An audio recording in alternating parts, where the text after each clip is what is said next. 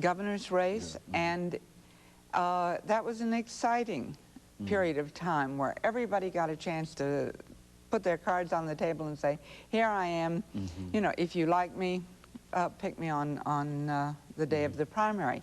And we have a superior candidate for governor. Phil Bredesen is magnificent. He is articulate, he is bright, he is thoughtful. He is, he's not a backslapper, as everybody knows, but he is a very bright man. He's run a major company, run it well. And what is state government but a major corporation? I mean, I think it's the biggest employer in the state of Tennessee is the government itself. And he knows about managing big corporations. And contrary-wise, you have Don Sundquist, who is a very pleasant man, and I've known him for years, and I have nothing bad to say about his character, his integrity. But he went up to Congress 12 years ago, and in the 12 years he's introduced 3 pieces of legislation which have been inconsequential. 2 had to do with the naming of a building, and 1 was on some other property question, but no bills of substance, no programs of substance, no apparent, he was not willing, if he had the vision, he was not willing to express it by introducing legislation. So I think there's no contest between the abilities, the proven ability of one man who has vision, who has made proposals, who has gotten his legislation through, and who has brought Nashville to such a high pitch.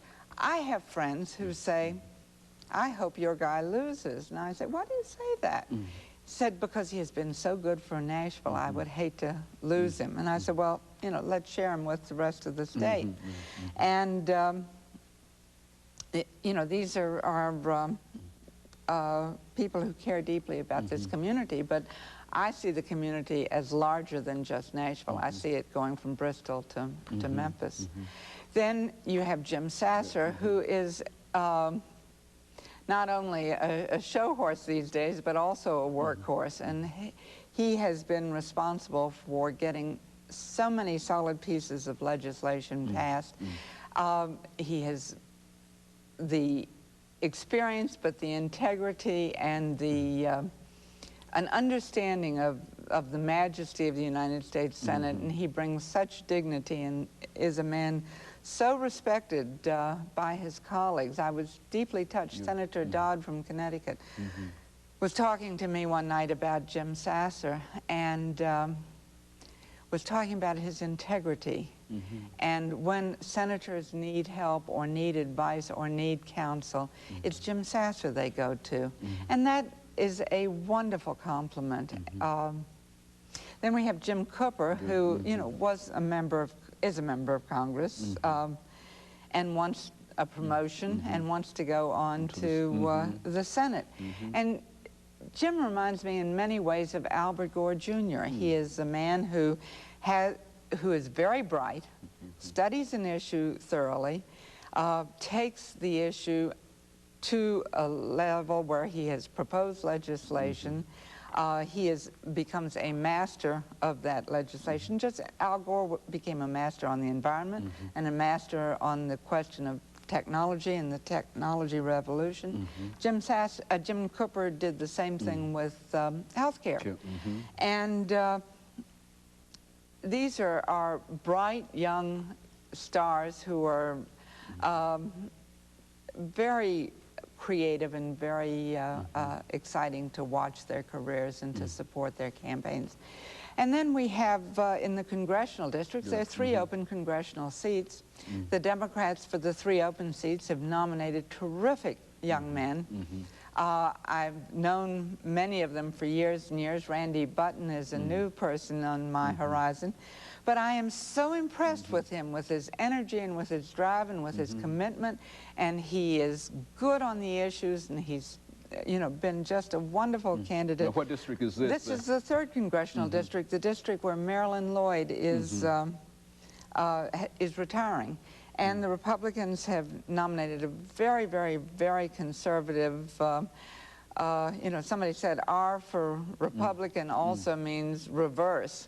And I think this man in the 3rd Congressional District that the Republicans have again nominated would put the motor of government in reverse and go backwards instead of continuing the progressive trend we are now on.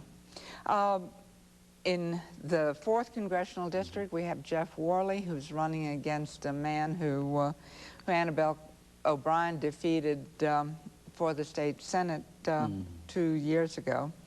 And the new candidate in the 7th is Harold Byrd, and I think we can not only hold on to the 3rd, which was in question, but we can take back the 7th Congressional District and keep the 4th, 5th, 6th, 8th, and 9th as well. So I'm very optimistic about what we can do if we stay focused and if we keep our campaign going the way we want it to. Let's talk about that campaign, because I think Mr. Richardson, when he talked about the campaign, and of course we want to give you the opportunity to respond to essentially the same questions that he responded to. When we talked about the campaign, we wanted him to simply try to move for the purpose of our audience this morning beyond the ads and the television and all of the money that has been spent to talk about the campaign from your perspective on how that campaign is going for the Democratic Party this morning. In addition, we'll talk about the issues. That is, how you see the number of issues and what are the issues in this campaign for the Democratic Party.